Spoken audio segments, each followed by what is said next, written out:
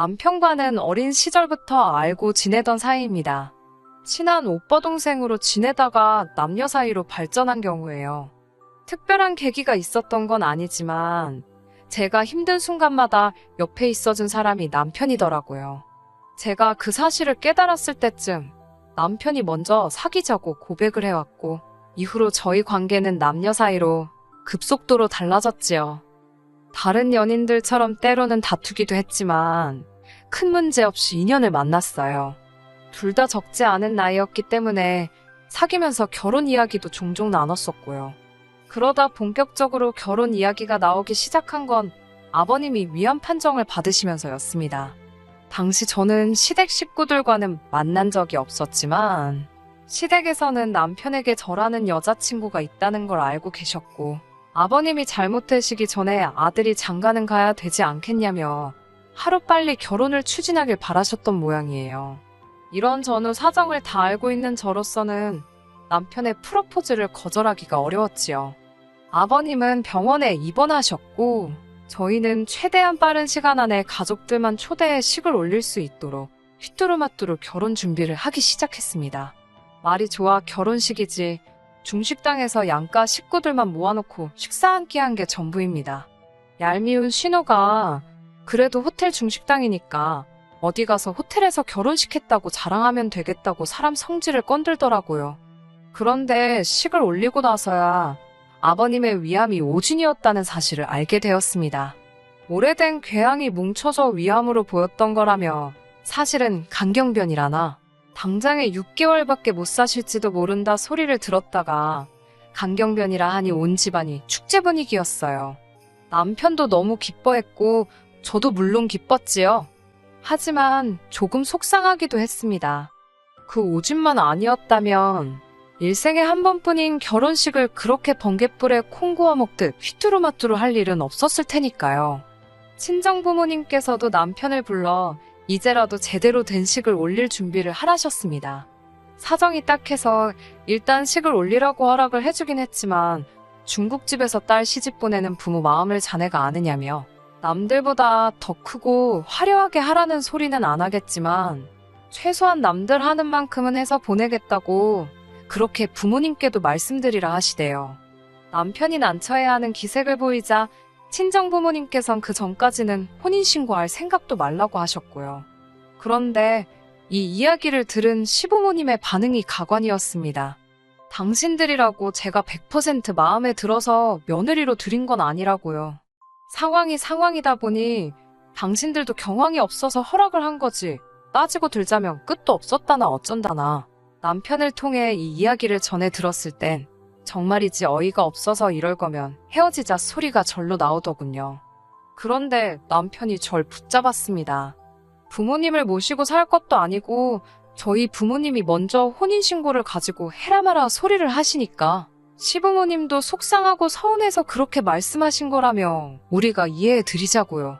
솔직히 시부모님께 서운한 마음이 들었지만 이후로도 남편이 제 마음을 달래주려고 몇 차례고 성의껏 사과를 해왔기 때문에 당시에는 그래도 남편은 정신이 똑바로 박혔구나 싶어서 헤어지지 않았습니다. 시부모님이 뭐라고 하신들 모시고 살 것도 아니고 무엇보다 남편과 저 두 사람 사이는 좋았으니 크게 신경 쓸 문제가 아니라고 생각했고요. 그렇게 신혼생활을 시작했습니다. 대출까지 받아서 들어온 전셋집을 비워두는 것도 아니다 싶어서 식은 내년에 올리고 일단 살림부터 시작한 거지요. 그런데 같이 살기 시작하니까 이 남자가 내가 알던 사람이 맞나 싶은 순간이 여러 번 발생했습니다. 뭐 양말 뒤집어 벗어놓고 이런 수준이 아니고요. 사귀는 내내 저는 남편이 시부모님과 통화하는 꼴을 본 적이 없습니다. 그래서 전형적인 무심한 아들이라고 생각했고요. 그런데 저한테는 일주일에 3번은 전화를 드리고 2주에 한 번은 어머님 아버님과 만나 맛있는 것도 먹고 어디 구경도 시켜드리고 그러기를 바라더라고요. 처음에 남편이 아무렇지 않다는 듯 그런 이야기를 꺼내는데 너무 황당하더라고요. 제가 웃으면서 내가 전업주부면 그렇게 하겠지만 나도 오빠처럼 회사를 다니지 않냐. 그건 어려울 것 같다고 딱 잘라서 말했습니다. 그러자 남편이 한다는 말이 전화통화를 뭐 1시간씩 하라는 것도 아니고 그냥 안녕히 주무셨냐? 몸은 건강하시냐? 그런 것만 여쭤보면 된답니다. 제가 알다시피 아버님이 어쨌든 죽을 고비를 넘기지 않으셨냐면서 며느리가 신경 써드리면 좋아할 거라나요. 어이가 없어서 제가 그게 무슨 죽을 고비냐고 모진이었는데 그러자 남편이 아버님 자신을 포함해 온 가족이 아버님 돌아가시는 줄 알고 얼마나 심적으로 힘들었는지 아냐며 저더러 저는 안 힘들었는지 아무렇지도 않았는지 묻더라고요. 당연히 걱정했고 속상했다. 하지만 오진이라지 않냐. 그러면 다 잘 된 거 아니냐.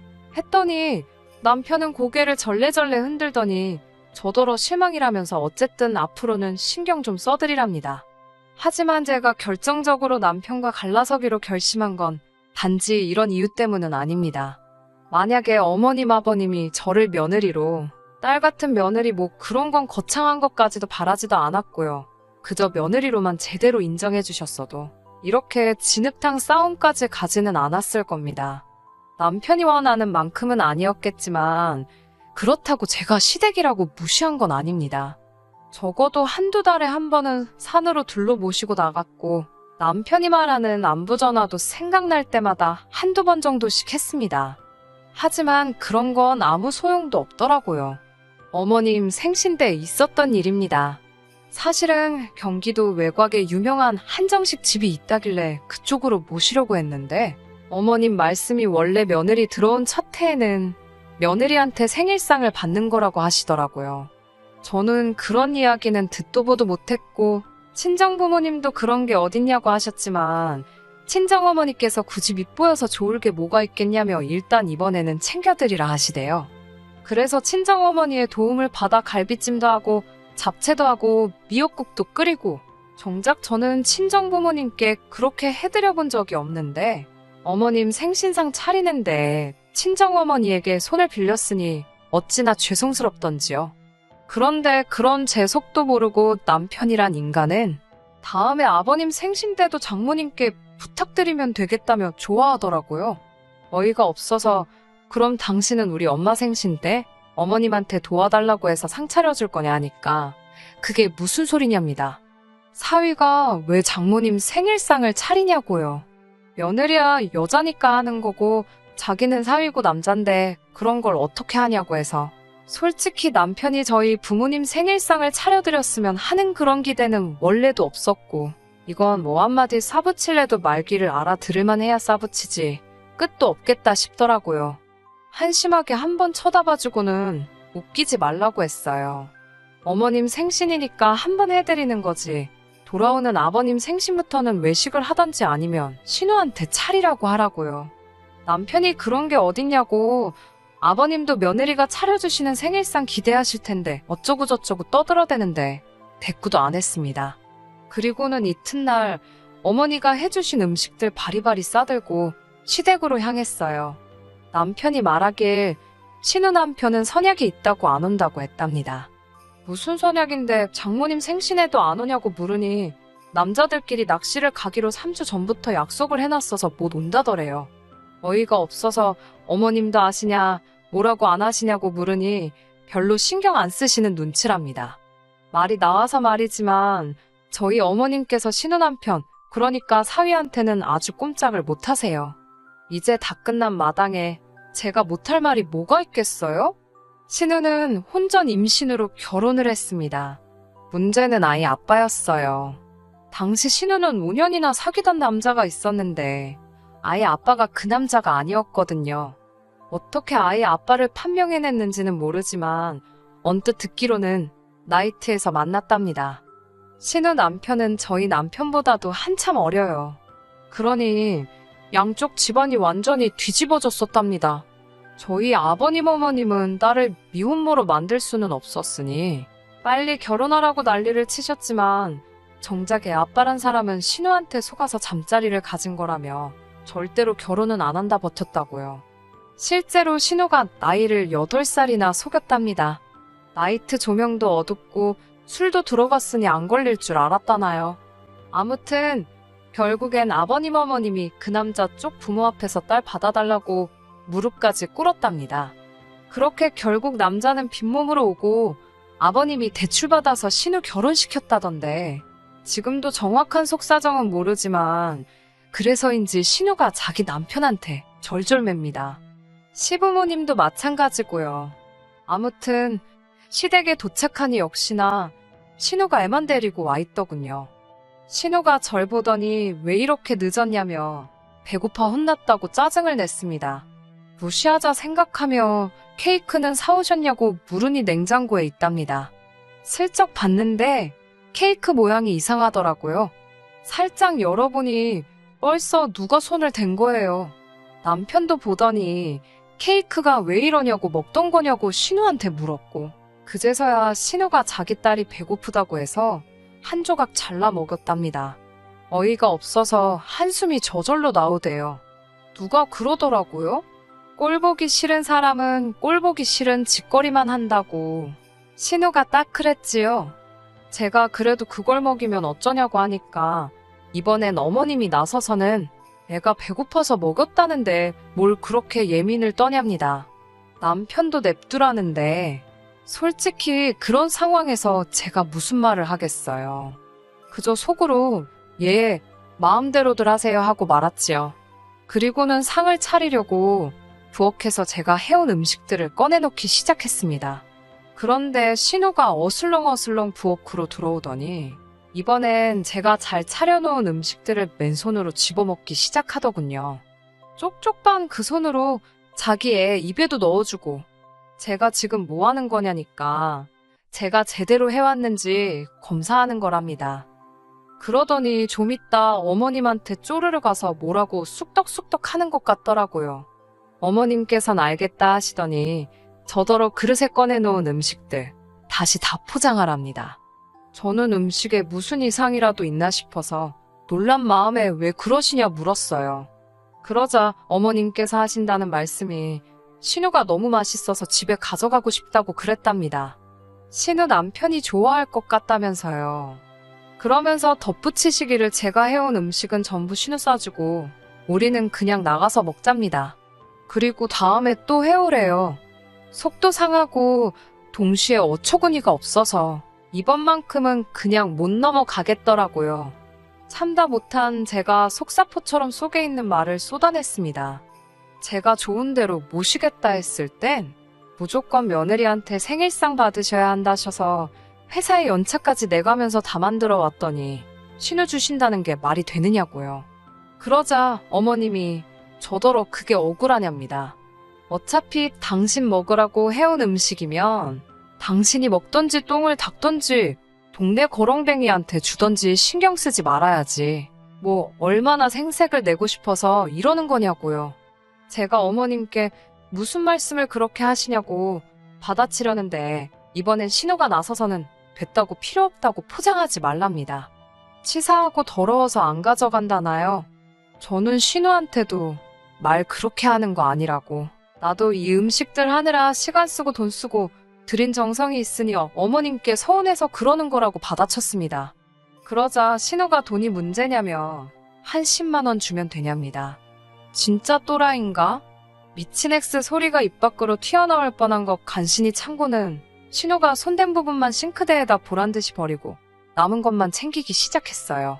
그러자 안방에 계시던 아버님까지 나오셔서는 왜 좋은 날 집에서 큰 소리가 나냐며 저더러 여기서 네가 소리 지를 상대가 어디 있냐입니다.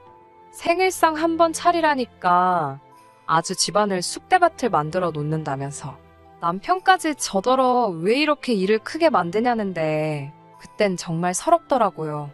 그런 제 속도 모르고 남편은 빨리 어머님이든 신우한테든 가서 미안하다고 사과하랍니다. 저는 남편한테 이렇게 말을 잘하면 아까 네 누나가 헛소리할 때나 한마디 하지. 그땐 어디 별나라 가 있었냐고 소리를 내지르고 먼저 집으로 와버렸네요.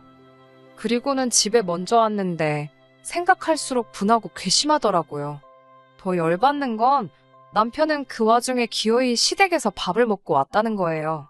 아주 꼴도 보기 싫어서 본체만 제 방에 들어왔는데 남편이 따라 들어오더니 똑같은 소리를 또 하기 시작했습니다. 어머님께서 다른 며느리들은 시어머니 생신이면 돈도 50만 원, 100만 원씩 척척 내놓고 생일상도 다리가 부러지게 차려준다는데 그까짓 거 음식 코딱지만큼 해와서는 그거 지 신우 사줄까봐 절절 매는 꼴이 뭐냐고요. 솔직히 남편이 그래도 제 편에서 서줬다면 제가 그렇게 감정적이진 않았을 거예요. 하지만 남편까지 저더러 숙이고 들어가라니 더 말해서 뭐하겠나 싶더군요. 이후로 며칠 동안 남편과는 냉전 상태로 지냈습니다. 그렇게 한 2주쯤 지났을까요? 당연시 시부모님께 드리던 전화도 안 했고 찾아가는 일도 없었지요. 그런데 어머님이 웬일로 먼저 연락을 해왔습니다. 안 받으려고 했는데 혹시나 사과하는 전화일 수도 있다고 생각해서 전화를 받았어요. 전화를 받으니 대뜸 당신한테 뭐 할 말 없냐십니다. 무슨 말을 하는 건지 모르겠다고 지금 어머님이 전화를 거신 거 아니냐고 물으니까 저더러 사과 안 할 거냐고 묻더군요. 당신 생일도 망쳐놓고 신우한테 사가지 없게 행동한 거 반성 아직 다 못했냐고요. 제가 할 말이 없어서 아무 대꾸도 안 하고 있으니 어머님은 당신 좋을 대로 해석을 하셨습니다. 제가 너무 죄송해서 말을 잇지 못한다고 생각하신 모양이었어요. 그러면서 하시는 소리가 신우네 시어머니 생일이 2주 후랍니다. 그런데 너도 알다시피 신우가 음식 솜씨가 좋지 못하지 않냐면서 저더러 가서 신우네 시어머니 생일상을 차려주라는 거예요. 어이가 없어서 어머님께 지금 무슨 이야기를 하시는 건지 아시냐고 물었습니다. 그러자 어머님께선 네 신우 마음에 안 들고 싶냐입니다. 신우한테 점수 좀 따야 하지 않겠냐고요. 제가 신우한테 점수를 왜 따냐고 어이가 없어 되물으니 어머님도 마땅한 대답이 없으셨는지 잠깐 멈칫하시더라고요. 듣다 못한 제가 어머님께 억지 쓰지 마시라고 그러고는 전화를 끊었습니다. 그날 밤 남편과 아주 한바탕 했습니다. 남편은 자기 어렸을 때 누나가 얼마나 잘해줬는지 너는 모른다면서 자기 누나가 없었다면 자기도 지금 이 자리에 없을 거래요. 그래서 알겠다고 신우가 너한테 잘해준 거 그러니까 너도 앞으로 신우한테 잘하라고 했습니다. 평소엔 그래도 오빠 소리는 꼬박꼬박 했는데 너무 짜증나게 구니까 오빠 소리도 안 나오더라고요. 남편이 저더러 말귀를 못 알아듣냐고 악을 쓰길래 너야말로 왜 이러냐고 나를 부려먹지 못해 안달이냐고 소리를 질렀습니다. 그러자 자기는 저한테 바라는 거 없답니다. 자기 부모님 공경하고 자기 누나한테 잘하고 이 집안이 화목하기를 바라는 건데 왜 그걸 못 맞춰주냐고요. 저도 결국 울분이 차올라서 어머님 아버님이랑 신우가 나한테 말막하고 경우 없이 굴 때는 가만히 입 쳐다물고 있더니 왜 나한테만 숙이라고 난리냐고 난 그렇게는 못한다고 악을 썼어요. 남편이 저더러 질린다며 그만 살잡니다. 그러면서 한다는 소리가 제대로 식 올렸으면 큰일 날 뻔했다나요? 누가 할 소리냐고 받아쳤습니다. 결국 그 길로 제 짐 챙겨서 친정으로 나왔어요. 대출을 남편 이름으로 받았으니 망정이지 제 이름으로 받았으면 어지간히 속 좀 끓일 뻔했지요. 남편 말대로 제대로 식 안 올린 것도 너무 감사하고 이런 게 조상신이 도와준 건가 싶고 혼인신고도 안 올렸으니 집에 들어간 돈만 돌려받기로 했어요. 애초에 결혼식 급하게 한다고 신혼집도 남편 쪽에서 남편 명의로 구해놨었고 혼인신고를 제대로 된 식 올리기 전까지 미룬다고 했을 때 진명이도 혼인신고 올리고 나서 공동명의 해준다고 해서 일단 저도 신혼집에 혼수만 채워놓았었거든요. 내 돈만 돌려받고 깔끔하게 끝내기로 했는데 남편한테 돈을 좀 천천히 돌려줄 수 있냐는 연락이 왔어요. 신우네 시어머니 생신이 가까웠다고 했잖아요. 거기에 신우 옛날 남자친구가 쳐들어왔나 봐요. 신우 딸이 아무래도 자기 딸 같다고 우겼나 봐요. 신우한테 오래 사귄 남자친구가 있는지 몰랐던 신우 시댁은 찝찝하다고 유전자 검사하라고 난리고 신우는 신우대로 억울하다고 울고불고 좀 불쌍하긴 한데 한편으로 꼬숩기도 하대요. 아무튼 신우네 시댁 모인 자리에서 아주 한바탕 난리가 났었고 원래도 신우를 워낙에 마음에 안 들어 했던지라 그 자리에서 이혼당했다고 하더라고요. 신우 결혼할 때도 시댁에서 온갖 비용을 다 해줬는데 그것도 거의 다 대출이었다 보니 당장 위자료 내줄 돈이 없었던 거예요. 급한 대로 그걸 남편이 내주게 되었는데 남편도 신혼집을 급하게 구한다고 샀던 집이 요즘 부동산 시장이 엉망이 되면서 들어간 돈도 제대로 찾아올 수 없는 상황이 돼버린 거예요. 그래서 저한테 줘야 할 돈으로 일단 신우 위자료부터 해주면 안 되냐고 묻길래 나랑 신우 이혼당하는 거랑 무슨 상관이냐고. 내 돈 하루라도 늦게 돌려주면 법대로 하겠다고 저도 강하게 나섰지요. 결국 남편은 울며 겨자 먹기로 집을 급급매로 내놔서 몇 억을 손해보면서까지 집을 정리했고 빚은 빚대로 떠안고 거지가 된 시댁과 신우를 대신해서 신우 위자료까지 내주게 되었습니다. 제 돈도 끝전하나 안 틀리고 다 돌려받았고요. 솔직히 미안한 마음도 들지 않아요. 마음씨 곱게 먹었으면 신우 위자료는 몰라도 저랑 같이 대출금 갚아나가면서 집이라도 지켰을 텐데 말입니다. 지은 죄가 있으니 그 벌을 받는 거라고 생각해요. 이래서 사람이 마음씨를 곱게 먹어야 한다는 말이 있는 것 같습니다. 끝까지 들어주셔서 감사합니다. 오늘의 사연은 여기까지입니다. 구독과 좋아요, 알람 설정 부탁드리고 더 좋은 사연으로 다시 찾아뵙겠습니다. 감사합니다.